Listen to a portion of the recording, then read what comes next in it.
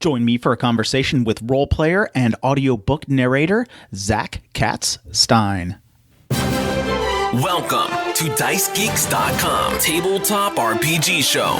Level up your RPG campaigns by filling yourself with stories and knowledge. Explore topics from archaeology to film history to writing to literature and much, much more. This is DiceGeeks.com Tabletop RPG Show. Welcome to the show. My name is Matt, and I am your host. This is the podcast where we learn how to become better game masters and role players by filling ourselves with stories and knowledge. Hey guys, it is my mission to help all of us who enjoy the most incredible hobby in the world, tabletop RPGs. It is my mission to help us all become better at our hobby. And I do that on this podcast by interviewing incredible creators, game designers, writers, novelists, filmmakers, archaeologists, so we can take every tool that we have at our disposal and put it in our toolkit so we can become better game masters and better role players. Another integral part of my mission to help game masters and role players are the books I create. I create the books of random tables. These books help you cut down your GM prep time and have more fun at the table. They can be found at Amazon.com, DriveThruRPG.com, and my own website, DiceGeeks.com. I have random tables for fantasy, cyberpunk, science fiction, modern, Wild West, 1920s and 30s, and more. So no matter whatever you are running right now, you have a resource available to you that will help you have more fun at the table. Just search for the Book of Random Tables, and you will find my resources. All right, guys. Enough of all that stuff. Here's today's interview. My guest today is a role player and audiobook narrator, Zac Katz-Stein. Zac, welcome to the show. Thank you. My pleasure to be here. When were you first introduced to tabletop role-playing games? Probably in, I want to say middle school or high school. I had a group of friends. We played Dungeons and Dragons 3.5, I believe. And actually, ironically enough, with I'm sure what we'll talk about today, none of us really were very good at or interested in being the GM. So I didn't get to play a whole lot, even though I was very interested. So then in college, I had a friend group who ran a couple of games. This was now 4th edition. And for some reason, the GM decided that he was going to run an 18th level campaign. Don't ask me why. But so we all made 18th level 4th edition characters and played twice. Okay. And then still interested, but not very experienced. I continued on with life and eventually watched Critical Role, as many do, and got into other kind of actual plays. I watched a lot of the Roll20 Presents stuff and some other ones. So then I decided that, I should back up and say that around the same time, I was playing games with a couple of friends. My cousin and a good family friend would meet once a week to play video games. We would play MOBAs and other co-op games, and we were getting tired of the games that we were playing. And so having all of those things kind of intersect and getting more interested in 5th edition Dungeons and Dragons, I took the plunge and offered to DM Lost Mines of Phandelver for them.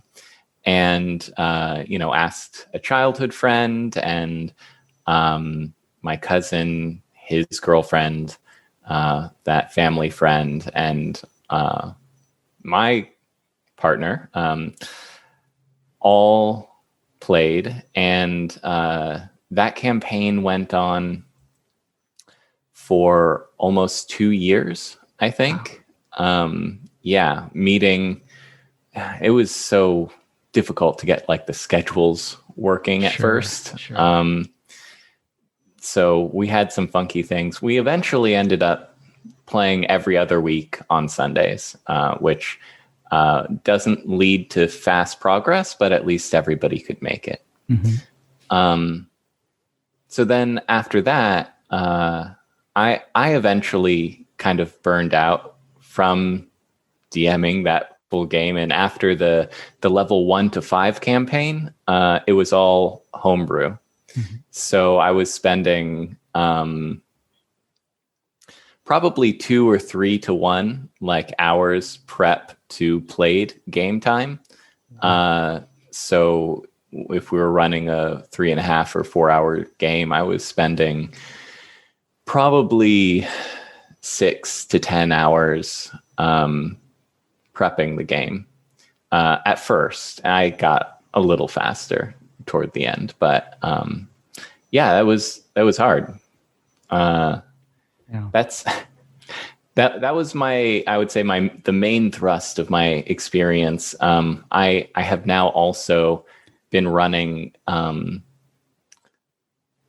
games for my friendly local game store, just modules, which has been a lot of fun. And we actually just finished Storm King's Thunder last night. And next week I have a group who's going through Descent into Avernus. So I'm looking forward to that too. Okay. Nice. No, that sounds really good. I'm just wondering, what do you think some of the resistance to people wanting to be the dungeon master? You said your group in like high school and stuff, you had some resistance, and then you were even a little resistant yourself to becoming the dungeon master. Why do you think you were resistant? Well, certainly in high school I was, and I think it's the idea that the dungeon master has to think of things to do.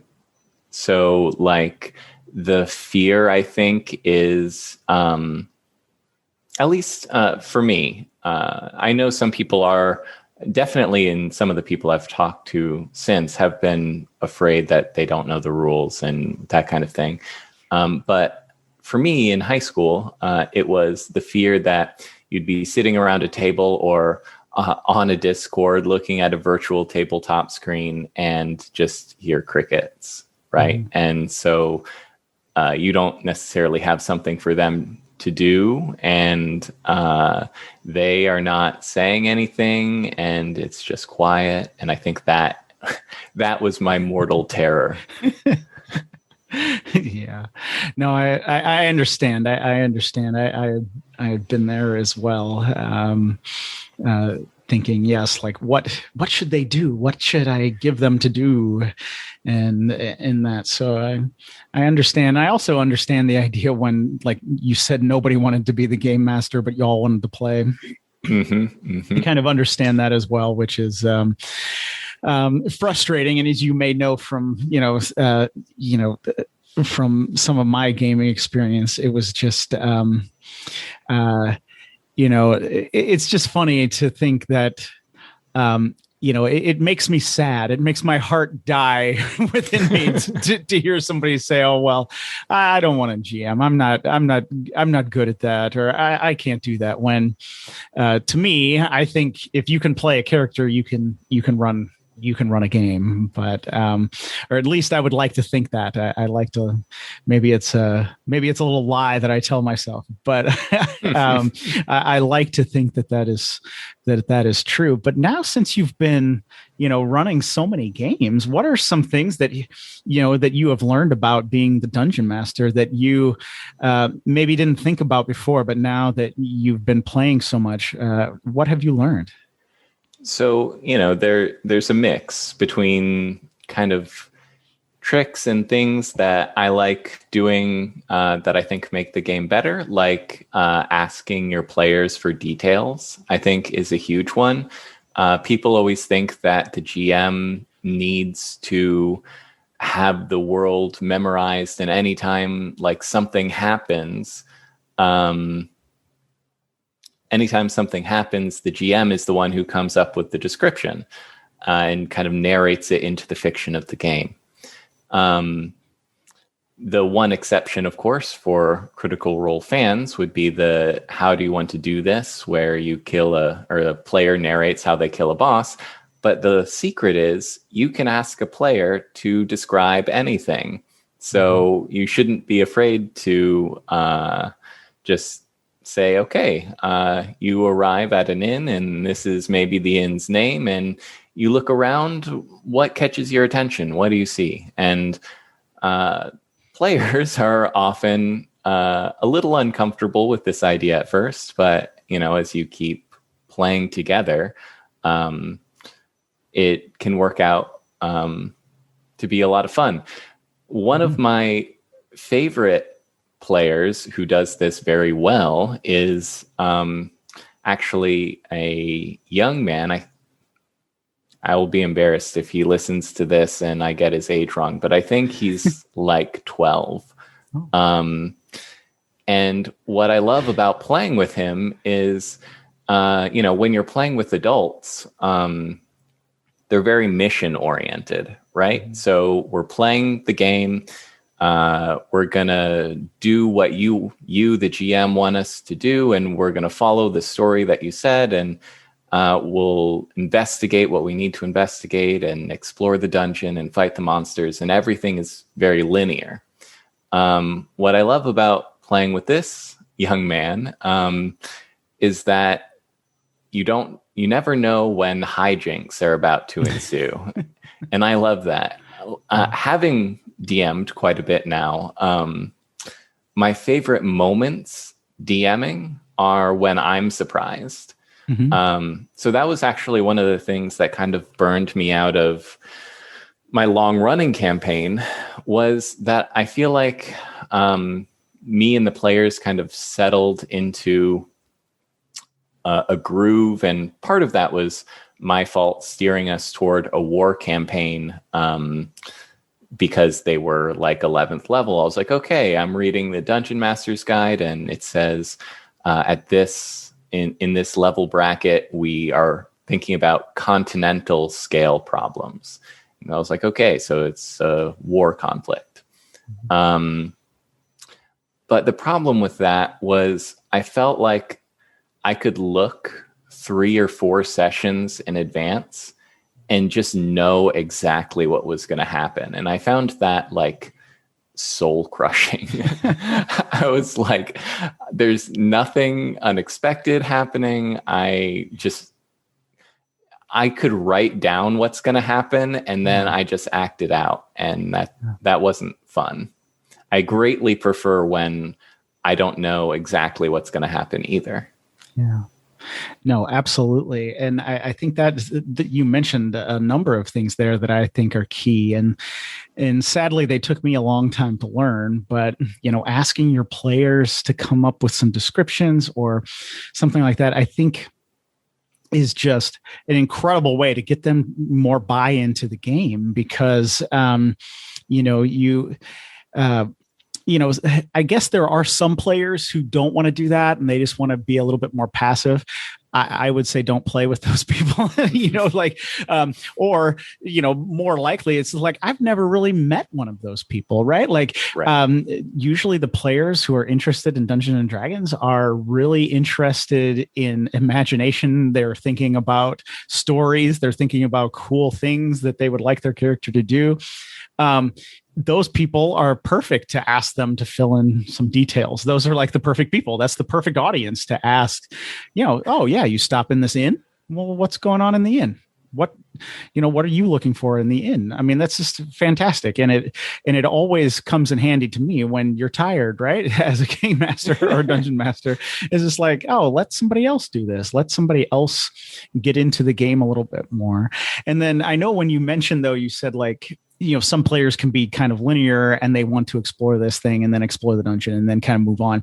There are some game masters out there who are like, oh my gosh, I wish I had some of these players because because I know from me as well, like, usually my normal game group that I play with, we've been friends now for, a long time.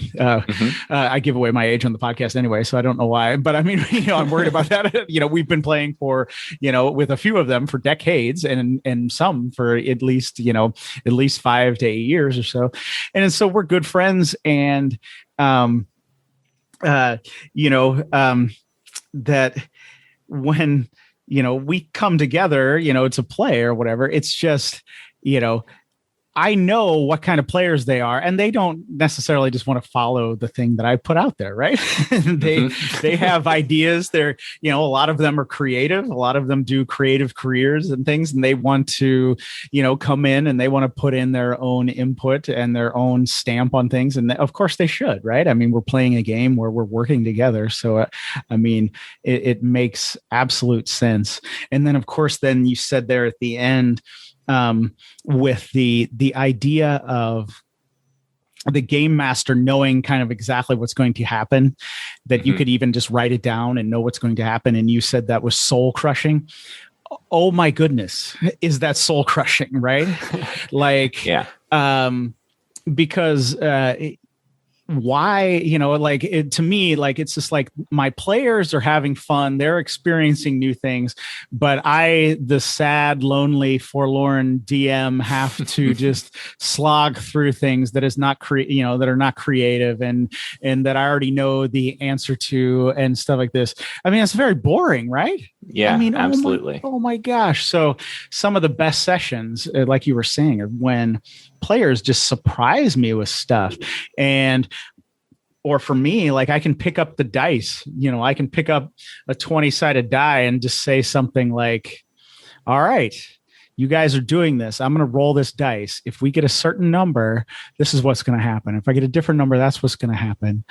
And just let the dice decide what's going to happen. And it just so, it's fresh and new to everybody, and everybody is reacting and playing, including the game master. So I think that is, some really great things to learn. And I would like every dungeon master to learn them within 6 months. So they're not stuck, for a decade being like, why my friends get to have fun, but I never get to have any fun. Yeah, there's a lot that you said there in that, there's the whole Dungeons and Dragons, Reddit / Instagram / other threads where you hear a lot of stories about DMs complaining about players going off the rails or like doing other things. I'm like, no, that's what I want. Please do that. Yeah, absolutely. 100%. If my players don't go off the rails, then what are we doing? Then I have them on the rails, right? I'm railroading them. Yeah. I want them to do new things and come up with things that shocks me and surprise me, to push me to keep playing. Yeah. I think probably one of my favorite examples of this actually happened toward the end of that long running campaign. And I think this may have been like one of the, I was burning out for a while, to be fair, but one of the things that kind of woke me up to like the regular state of the game was one of my players doing something just brilliant. And I was like, wow, that was amazing.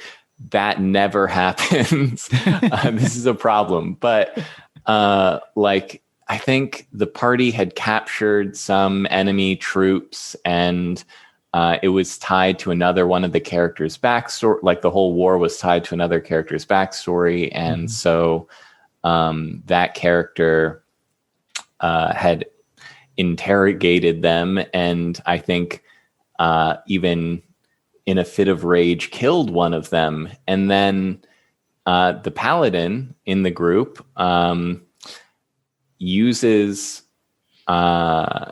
his we had actually just switched in an attempt to challenge a high level party. We had just switched to gritty realism. So spell slots were quite valuable. I'm sure many of your listeners know what gritty realism is, but just in case you don't, generally in Dungeons and Dragons, when you go to sleep for the night, it's called a long rest. You wake up, you have all of your resources back, your health and your spells and everything. With gritty realism, when you go to sleep for the night, that is a short rest. So you can spend hit die. If you have short rest abilities that come back, they come back, but your spells do not, your health does not. And you have to spend a week essentially not doing anything, like actually resting. I think we were going to play, you could do downtime activities during that week to take a long rest. So spell slots like really mattered at this point in the game. And we had just switched to gritty realism too. And he uses a 3rd level spell as a paladin, so doesn't have a whole lot of those, to revivify this enemy who his party member had killed because he didn't agree with it. And like they had this great role-playing moment, and it was amazing. Yeah. No, that sounds awesome. And that's when it gets real, right? It gets real and it gets fun. And yeah, I mean, that sounds awesome. And that would be I can see it already being just a really cool situation, and see why that kind of comes out of nowhere, right? Because usually the party is like, okay, we killed somebody, let's move on or something. Exactly. And like usually, again, sort of with the idea of linear play is also the idea of optimal play, right? Yeah. Which, there's a whole thing to get into there, which we don't necessarily have to. I think for the most part, optimal play makes sense and there's nothing wrong with it. You want to succeed as a party, like it's a game. You want to do well, of course. But then sometimes when someone does something that like not optimal for the party, it was amazing. Of course, the moment does have to be right. There's the whole other side of the coin where the infamous line, "It's what my character would do," can cause all kinds of problems if you're not working in a party-centric way and don't have good rapport like with the other players. But if you do have trust in your group and good rapport with your other players, and you really are trying to like work towards player goals or character goals or character motivations, and then able to detach as a player and say, okay, this is for a moment. You can be in the moment in the fiction and then detach for a moment and take it back to a meta level and say, okay, this is what I'm thinking. And I, as the DM, I think, if I'm not misremembering, stepped in and was like, okay, can we do this? And talk to the player whose backstory it affects. How is Beast going to respond to this? The character's name was Beast. And can continue. And like I said, if you can make that work, it was like one of my favorite moments in the campaign. Yeah, absolutely. And I think there could be some of that from people who are used to playing kind of more traditional board games, or some video games, like say like a Call of Duty video game or something like that, where you just proceed from level to level. And some of those people, or Monopoly, right? You just go around the board or whatever. So like, sometimes if they haven't had an experience with a role-playing game, that can be a little jarring, because you're like, oh, wait a minute. Like, I think we're supposed to be going to this war, but you mean that I could actually do this other thing that would take us out of that war for a little while? And, as a game master, I'm like, well, yeah, you could do that. And of course you did bring up, kind of the dreaded, right? I was, should I play that scream sound after we say it? Yeah, I know, right? I'm just playing my character, man. And get a scream in there or something, because that can be, obviously that can be, those are game sessions that end with everybody like, being all upset with each other and stuff. And I've had a few of those, and those are, we want to avoid those obviously at all costs, because you don't want to lose friends over a game, right? So, I think it's important for the player at that point, right, to just be like, you want to do, kind of your own thing, but there's, you don't want to troll the game master, right? It's just like the game master throws out some hooks, some story hooks, and then you pick something totally opposite just to mess with people, right? Like there's no reason for it. You're just being contrary to like the whole game, and you're just not giving some buy-in to it. But if you're being active as a player and either take one of the hooks that the GM gives, or you think of a different hook that kind of goes along with some situations you've had in the past, that is great stuff. And that stuff can be used and can be taken by the game master and really worked with. But the dreaded, if you feel yourself being tempted to say that's what my character would do, I would ask you to take a breath or something and kind of, just relax a little bit and see what kind of game that you're all playing. Right. Right. So, I mean, that's the thing, is you need to balance the fact that you are all equal participants, right? Mm-hmm. And so it's unfair to hijack or derail the game just for what you want. You have to be a good collaborator. Yeah. But that being said, I do think that there's room for a character acting suboptimally or even momentarily against the party's interest if, as players, you talk about it and there's buy-in, and there is mostly only, either entirely or mostly, only consequences for the character involved. So in my example, the only thing that the party lost was a spell slot from the character who made the decision, right? Yeah. So it's not like he derailed the campaign. He didn't, free someone who then like gave the enemy vital information. He made sure that like they were really the people they captured were really ready to desert. And like he did a lot to ensure that the other players were good, right? Not just the other players. He worked with them to determine, and me, to determine how we could make what he wanted to do make sense and not upset the apple cart, so to speak. And I think that's really important, because I think, there's this idea that you have to, there's a tension, not an idea, but a tension between playing optimally, whether that means, optimizing your characters to be effective, which, by the way, I love to do. And, having another, well, I don't want to say another idea, but there's a tension between using all of your resources for the party's goals and using some of your resources for your own goals, as long as that doesn't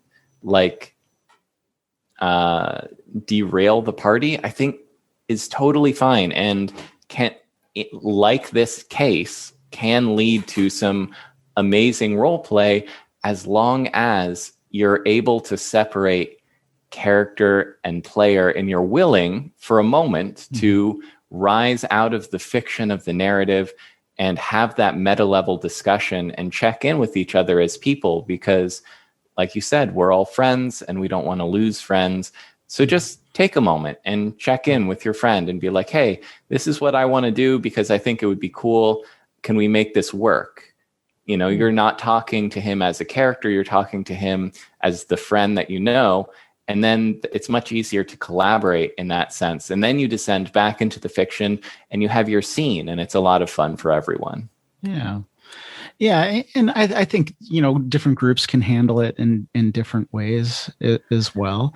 But, you know, I definitely see what you're saying. And I totally agree that, you know, just thinking about like, you know, kind of like the min-maxing or making your character, you know, the most optimal, you know, and I'm fine, you know, I'm totally fine with the wizard who also has a scholar background, right? I mean, of course that optimizes the characters, you know, sure. and whatever, you know, a fighter has a, you know, a soldier background that optimizes the character. I get all that stuff. And, you know, I'm totally fine with that. But I think there are times, you know, when you're playing that, you know, I do know some players who kind of want to do the most optimal and the most advantageous like thing every single time. Yeah. And while that's, you know, in a certain sense, that's okay. But, you know, people don't do that, right? Right. That's true. And to add, you know, just a touch of realism into the game. Not that, you know, I'm not some big thing on realism in games because it's not real. It's a game and we're doing things. But like, you know, the thought that, you know, a player character, say, you know, you have a certain amount of gold pieces, right? Mm-hmm. That you can go into, you know, the store or a shop or something and you spend down to exactly what you want to have left. And you have all of these things kind of optimized and stuff like that. You know, when really have we done that in life, right? Right. When, you know, and let's be honest, right? We see something in a shop and we buy it, right? Like we weren't thinking like, oh, if I optimized all my money, I could do this. Maybe we should, right? Probably should. You know, I'm not advocating, you know, any kind of irresponsible behavior, but like, you know, we probably should do that, but we don't, right? Like we see things and we react to things.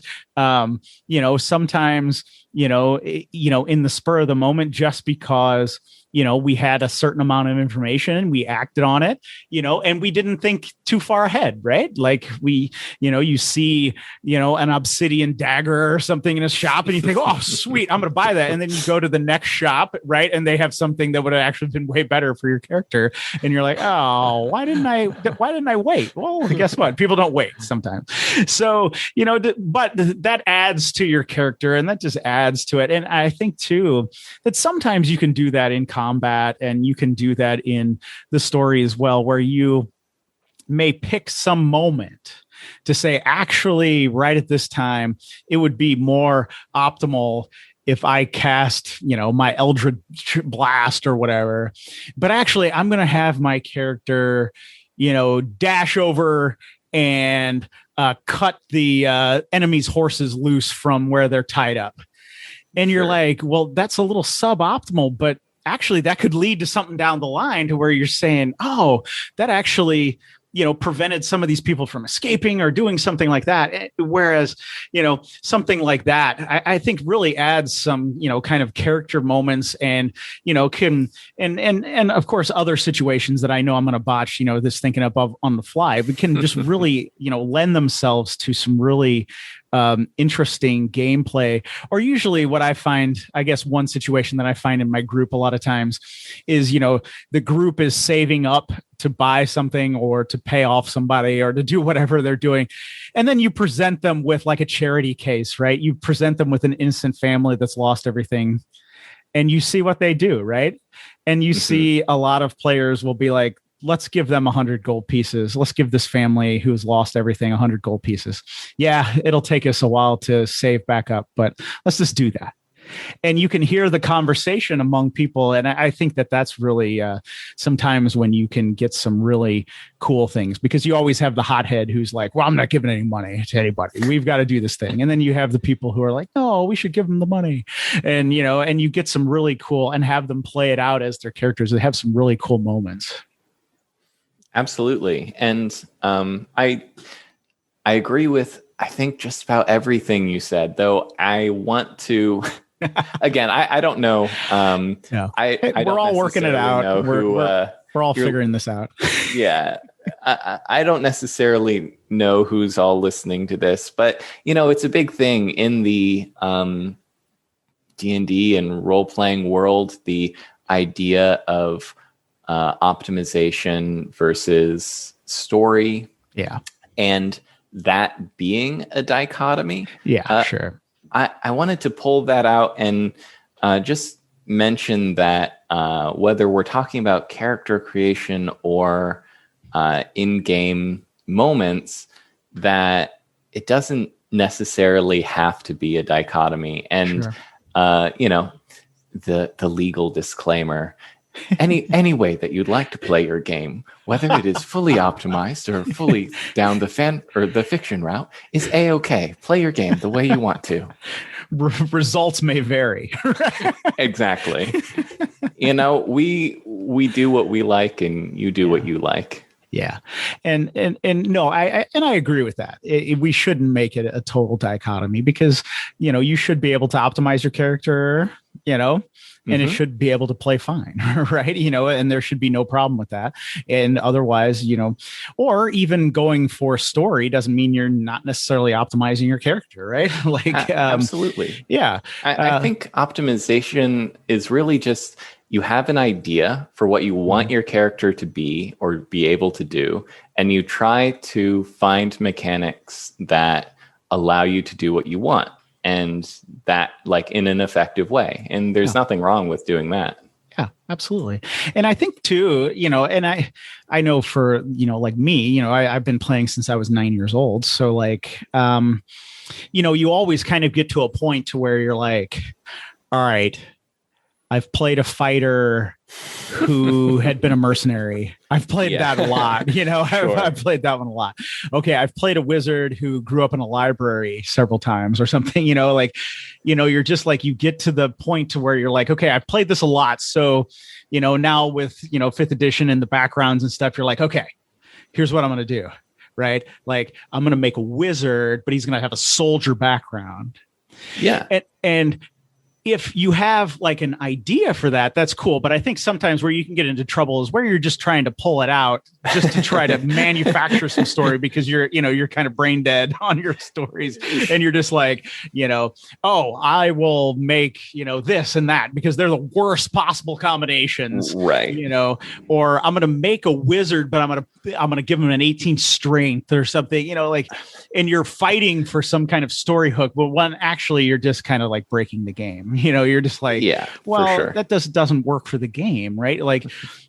There are ways to come up with, some story hooks without having to say, well, I didn't min-max, and then your character can't do anything, during the session or something like that.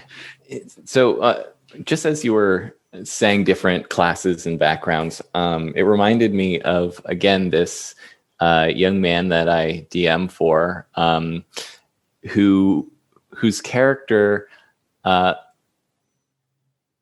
found what I think of as a kind of not necessarily cliche, but background that made perfect sense. Mm-hmm. He's a Fey Pact warlock who had a scholar background, and within scholar there are a bunch of different things that's like, oh, maybe you were this or this. Mm-hmm. And he was a librarian. And I was like, a warlock librarian, that is fantastic. Thank you for making that. Yeah, absolutely. Actually, I haven't got to play him in a while, but I have a gnome wizard who was a scholar background, and he was a librarian. But I mean, it fits the wizard quite a bit. But the warlock, now that does add a bit to it. I think it does, because it's like you think about the ancient dusty libraries and what kind of books are in the back shelf, and you find some kind of eldritch being within one of these tomes or whatever. Exactly. Yeah. So I liked it a lot. Yeah. And it's funny too, because I'm playing what I'm playing right now. I've been taking a little break from GMing because I had run Curse of Strahd for like 14 months and I needed a break. But what I'm playing now, I wanted to make a fighter. I love fighters. I kind of go back to them every once in a while. So I wanted to make a fighter. I wanted to make him, like a champion. But I wanted a gladiator background. And, that is the gladiator background is a subset of the entertainer. And at first, I kind of fought against that, and I talked to my DM, and I was like, I don't really like that angle, but I wanted him to be a gladiator. And he's like, you can kind of do what you want. But then, I kind of kept thinking about it, and I was like, wait a minute, why don't I just lean into the entertainer aspect? And I started leaning into that. And then now, as we've been playing, I realized also that, during character creation, I gave him a kind of a high charisma, and I've decided to multi-class into Bard, kind of just leaning into that kind of entertainer aspect that he also plays like a flute that's made out of bone, out of some kind of one of his enemies that he slew in the Colosseum or whatever, and I've just leaned into that. And now I think I have, just an extremely dynamic character where I would have just kind of made a standard fighter before if I would have said, can I just make the gladiator background a little bit more martial instead of leaning into the whole entertainer aspect, and then realizing that I could multi-class into Bard, which would just give him, just an extra touch to his character that just sets him apart from other fighters I've played. Absolutely. I love character building and multi-classing, though. Multi-classing martial characters can be a little challenging because there's no way to get extra attack except for 5 levels in a class. And that can be a little challenging. If anyone out there is looking for alternate rules, I recommend allowing extra attack with any combination of people who get extra attack. So 3 levels of fighter and 2 levels of barbarian, for instance. The way spell slots stack. Just a thing. It will make those characters much stronger, so got to be prepared for that. But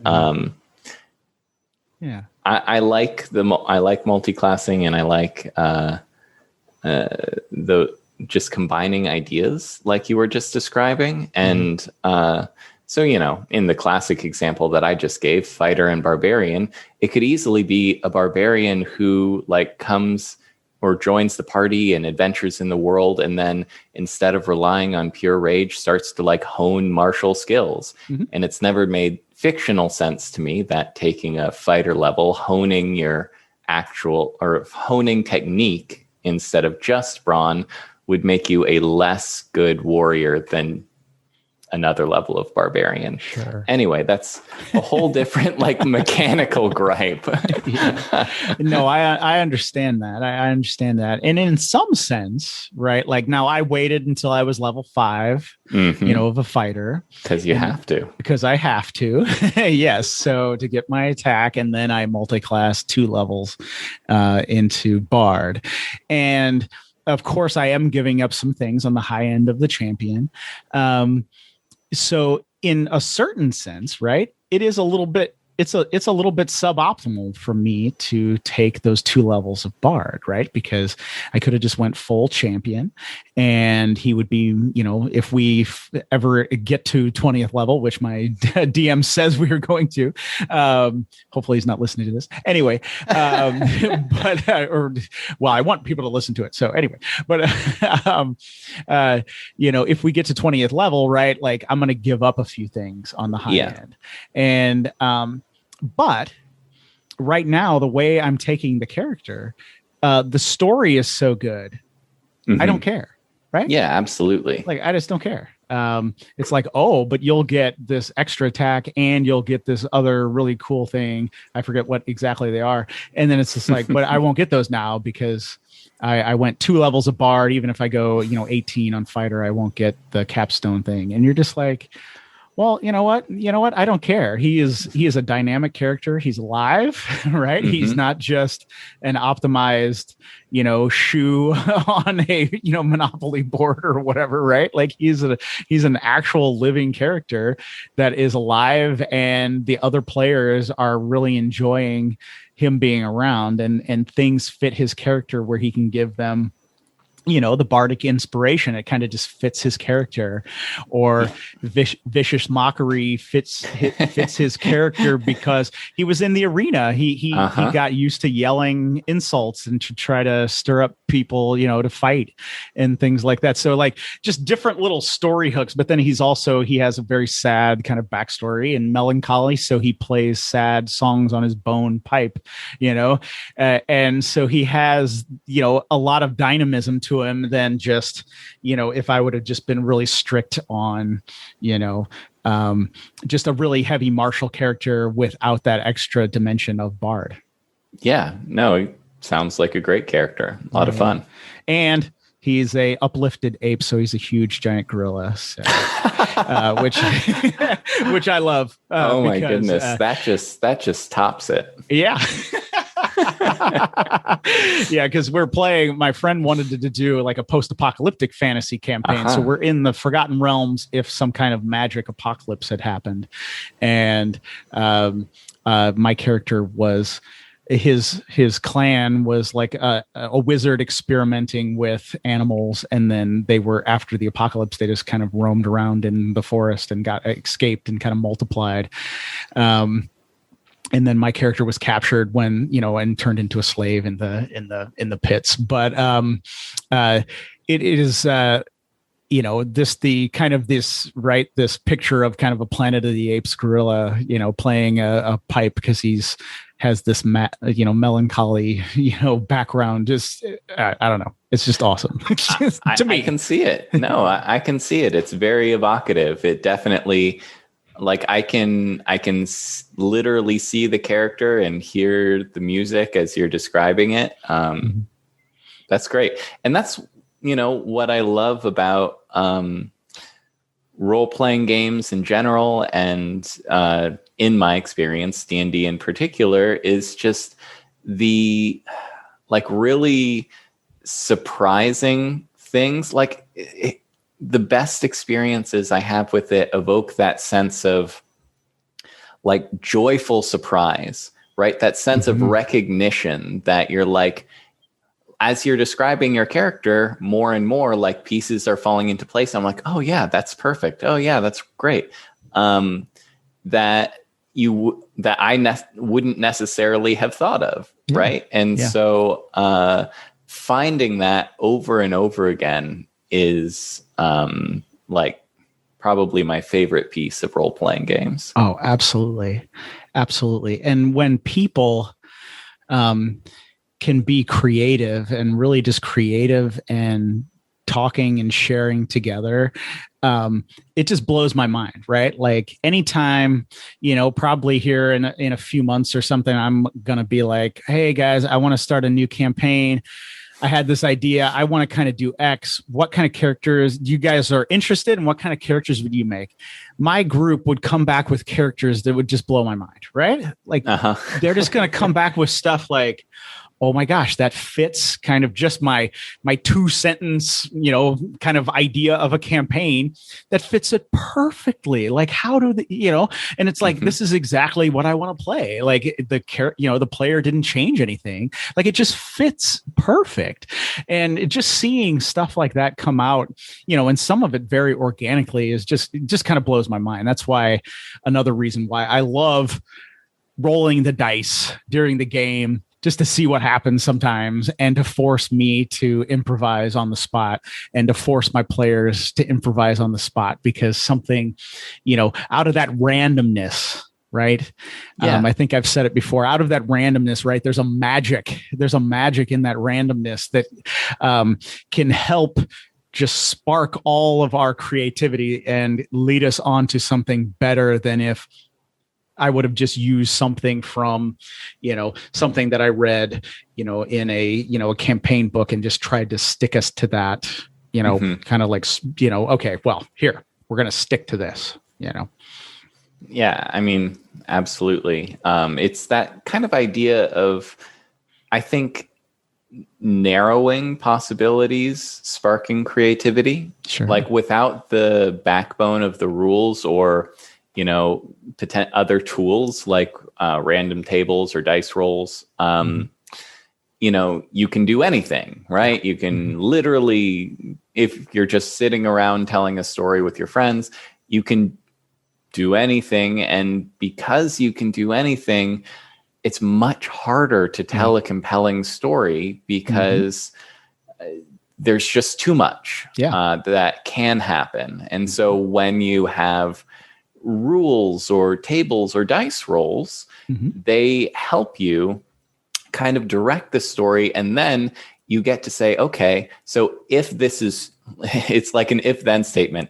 If this, then what? And that what is where your creativity can like really run loose. Yeah, no, I couldn't agree more with that. I think, it's just like a lot of things, actually in life, right? If you have everything, you can't pick, right? Like you don't know what to do, and you're overwhelmed with it. But having some narrowed choices really then allows you to think about how to overcome that choice, and you really put a lot of, your creativity and thought right behind that to really kind of break that out. Yes. If, I love running sandbox games, and a lot of times if I just said, hey guys, you can do anything, what do you do?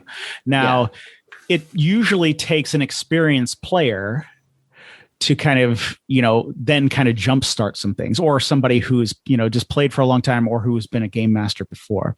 So what usually I'll do is say, hey guys, look, you can do anything, but here are like 3 things that you could do. And we're going to start here at this place. Or, what I do most of the times with the sandbox is just like, maybe like a science fiction game. It's like, you are like a Firefly like type crew. You're right here. You're dropping cargo off at this place, and oh no, something happens. And then just start reacting to that, and then react to what the players do. And then as the GM, I just react to what they're doing. And pretty soon a whole campaign and story is just spun out of what they're doing, and reacting to maybe one little thing that I told them to do. And then, or didn't even tell them to do, just suggested that they could do, or set them up in a situation. And I really enjoy doing those, because then the players can start coming up with things and saying, we've been doing this thing around this, this kind of this big city for a long time. Let's go to the countryside, and I'm just like, okay, let's go, So I just find, just allowing, giving something that then can be kind of sparked on, right? Like, just something that can be used as fuel for the players to say, okay, I got to put my creativity into this, and really, start, really, pulling out from that. And I just love kind of doing that and watching where things go. And then, I love being at the end of the session and saying, I had no idea any of this was going to happen tonight. I just love getting to that place. But now, we've been talking a lot about, role playing, which is awesome because everybody who's listening is either a game master or a player or both. But, I did want to talk a little bit about your work as an audiobook narrator. And of course, one thing that is very interesting about that is that you did the audio version of my book, The No Prep Game Master. And so you narrated that book, which it sounds fantastic, and I'm really happy with it. What kind of led you to start doing some of this narration? Yeah. So first, thank you both for the opportunity to do your book and for enjoying it. Man, I grew up listening to audio cassettes, and I think they really are part of what got me into fantasy in the first place. That and my mother telling me that I was allowed to have toy swords, not toy guns. Those two things. But so audiobooks have always kind of just been a part of my life, whether it was audio cassettes, into audio CDs, into audio MP3 CDs that my dad made, where he would burn a full book of like 14 discs onto a single disc that I could listen to now, of course, where we just have MP3s that we can download from Audible or many other sources.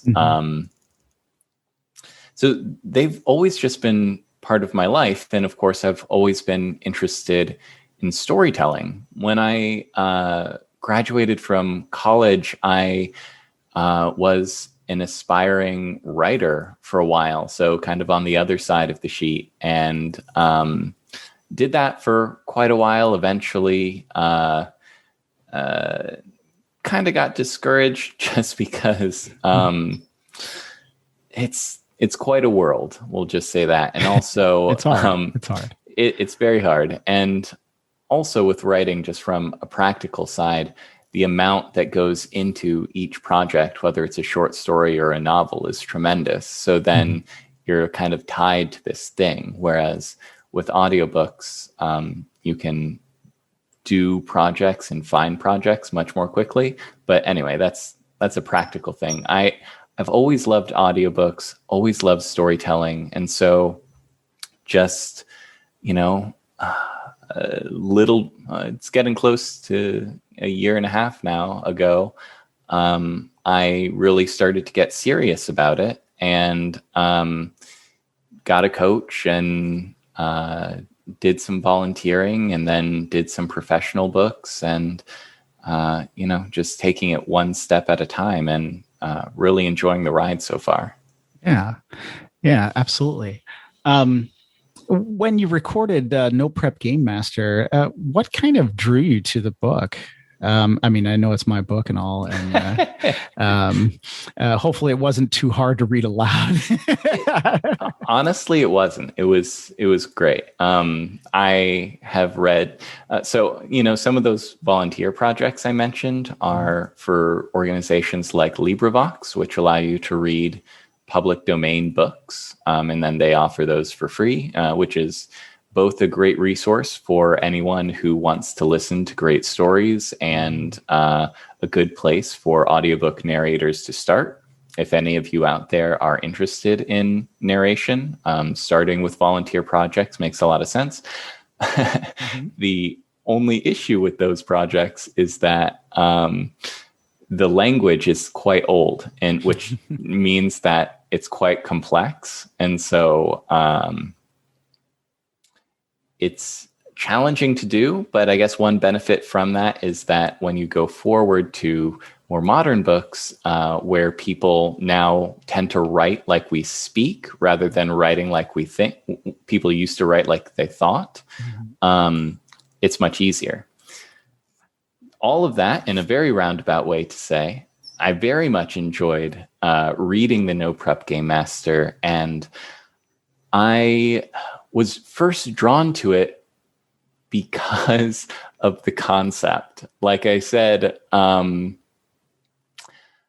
I was doing my homebrew campaign with my first main group, I was spending just an outrageous amount of time prepping, and we only met every other week, and that was the only reason I was able to do it for as long as I did. There were occasions where we would have a game 2 weeks in a row, mm-hmm. and like it took a lot of my time those weeks to prep. And so the concept of not prepping from just a pure time-saving point of view was very appealing to me. But then also, like we've been talking about for, the last 50 minutes, my favorite parts of DMing is when I'm surprised by what happens. And if you can sit down to DM a game or GM a game with no preparation and be comfortable, you're going to be surprised. And so I was very interested to see kind of how that could happen. Mm-hmm. Yeah. And I, thank you for, talking about my book some, but, I couldn't agree more about that. Of course, I wrote the book on the subject, but I was kind of at a place at some point, in my game mastering and where I just, was really tired of hearing people say, they spent so much time in prep, mm-hmm. and that, oh, well, we couldn't play because worse was when I would talk to like a player and they would say, well, yeah, we couldn't play because our DM, he's having a baby and he got a new job and he couldn't prep, so we couldn't play. And I'm like, why don't you run it? Maybe you got nothing going on. I don't know. Maybe you should run it. But I was, really sad to hear something like that. And mm-hmm. I'm really sad to think, and of course I talk about it in the book too. It's just like, if a player can have a character sheet and show up and play a game, why can't I just show up and play, as a dungeon master, why can't I just show up and play a game? Mm-hmm. And, and I get that it takes some experience and it takes a shift in mindset, which I tried to talk about that a lot in the book, is changing your mindset. Although, I get some pushback on that I didn't, some people are like, oh, I didn't get enough tricks. It's like, dude, I give you tricks. All right. I give you tricks, I give you some tricks, but like, you have to take some pressure off of yourself at first. Right. Like, and relax a bit before, you can just sit down at the table and say, okay, I don't know what we're doing, but, hey, let's try something, let's, mm-hmm. What do you want to do? What do you, or start asking questions or something like that. So, I'm really glad that you found the book and just in your own kind of game mastering, did you find it useful? I did. And, I haven't gotten to try the thing I'm most excited about. I'll describe kind of why in a sec, but one of my,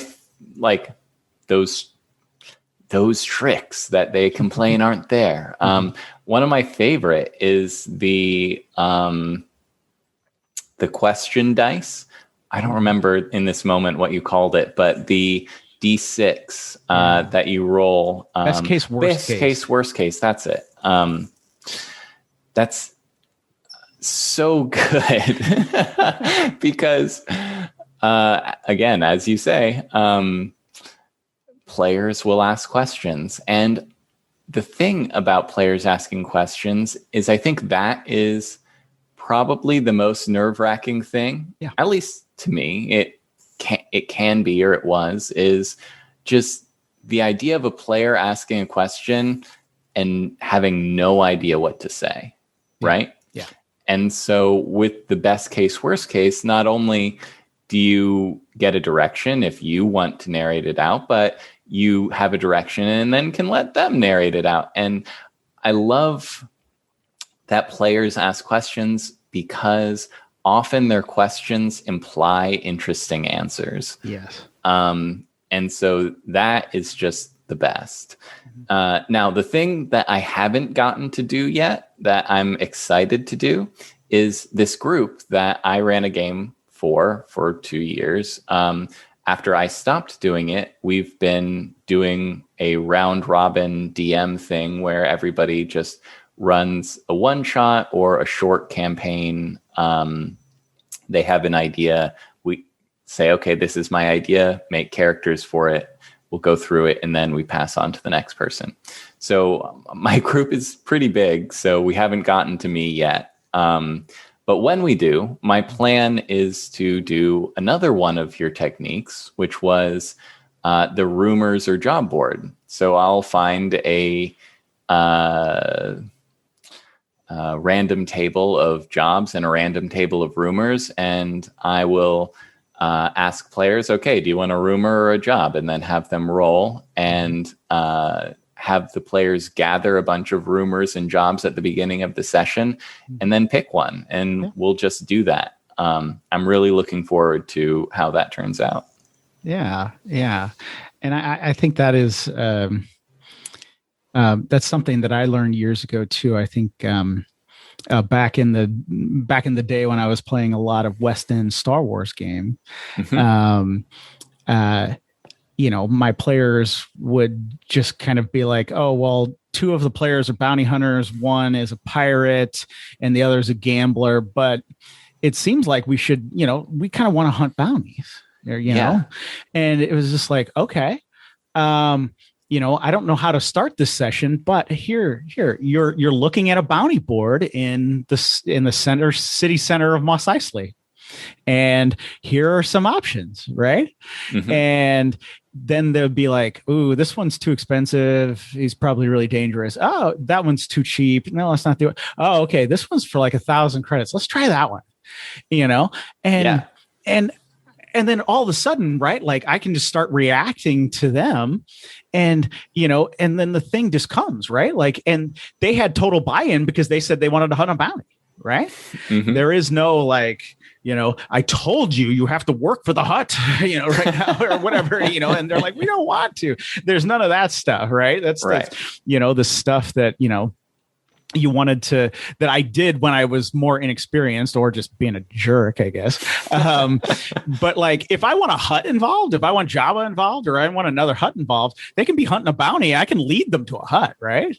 Right. Like I can lead them to that. Like, but by that time they didn't even realize that like, they're going to have to encounter a hut because maybe the hut's looking for the same guy, or who knows what happens. But like, if I would have told them, hey, you have to work for a hut, they might have reacted against that, know? So I think that is a really good way to do it, especially if you're doing a one shot or just kind of a pickup game, because you can tell the players to make whatever characters they want. And, whether it's a fantasy setting, sci-fi setting, whatever, you just give them some rumors, give them some jobs, and then start, just let them go and start running to it. So I think that is really cool. And I'd love to hear how that turns out. Okay. I'll keep you in the loop. Yeah, because I do enjoy that as well. And then the best case, worst case, just for people who are listening, you can find it in the Node Prep Game Master, or I'll just tell you really quick. You just use one single 6-sided die. 3, 2, and 1 represent bad things, 1 being the worst case scenario, and then 4, 5, and 6, being better, and 6 being the best case scenario. And so you have a player who asks you a question like, is the door locked? You can just roll that. And then do I know the captain of the city guard? You can just have them roll that dice, and then based on if it's the best case or worst case, have the player explain to you what their best or worst case is. And that takes a lot off you as the GM, and it also builds the players' involvement into the session to where they are just completely bought into what is occurring around them. And I will go out on a limb. I'll just make up statistics. Why not? Everybody does. But 9 times out of 10, that answer to that question will be better because you rolled a dice than if you had just thought of something or had prepped it the night before while you're like, half asleep from working and holding a screaming baby or something like that. That's, it's going to be better than that. And your player is going to come up, and they do it even with the worst case scenarios. They come up with the worst thing because they know what the worst thing is for their player, but for their character better than you do. And so they come up with some of the great stuff, some great story stuff in there. So, thank you for, kind of pointing those out, those examples out. And like I said, again, just thank you so much for doing the audio version of the book. I'll make sure that I put some links to that in the show notes for this episode at dicegeeks.com. So people can check that out. You can hear Zac narrate, and you can hear the words I wrote about game mastering. Now, Zac, where can people find out more about you and your narration work? I have a pretty simple website right now. It's just zacnarrates.com. I'm pretty much all over social media at the same. So Facebook, Twitter, Instagram, posting about my current and upcoming projects. Again, it's just Zac Narrates. I do spell my name ZAC Narrates, which is a holdover from kindergarten when I insisted that my name was not Zach. And my full name, Zachary, is spelled with an H rather than a K. So that was the only way it made sense to my kindergarten brain to shorten it. That's awesome. That's awesome, Zac. So I will put a link to your websites in the show notes for this episode as well. Anybody listening can find that at dicegeeks.com, and they can check out your website. Well, Zac, it was a lot of fun talking to you today. Thank you so much for coming on the show. Absolutely, Matt. My pleasure. All right, there you have it, guys. I really hope you enjoyed my conversation with Zac today.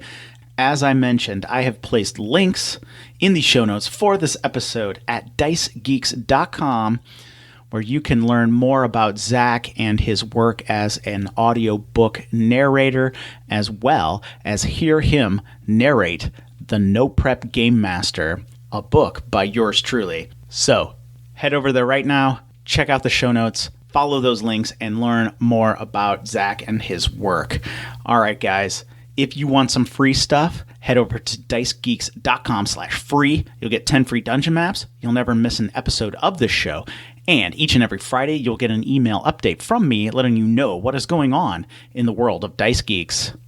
If you really enjoy this show and you like the interviews that I do, please consider supporting the show in some way. You can like, rate, subscribe, review, wherever you are listening to this podcast right now. Those things may not seem like much, but they help the show immensely. And some of them are just as easy as pressing a button. So if you're listening in a player right now, you can like it, you can subscribe, rate it. That would be fantastic. I would greatly appreciate it. Also, if you are a super fan and you want to support the show financially, you can head over to patreon.com/dicegeeks and learn how to support the show financially. Again, greatly appreciated. All right, now guys, thank you so much for listening to another episode of the dicegeeks.com podcast. Until next Wednesday, keep gaming.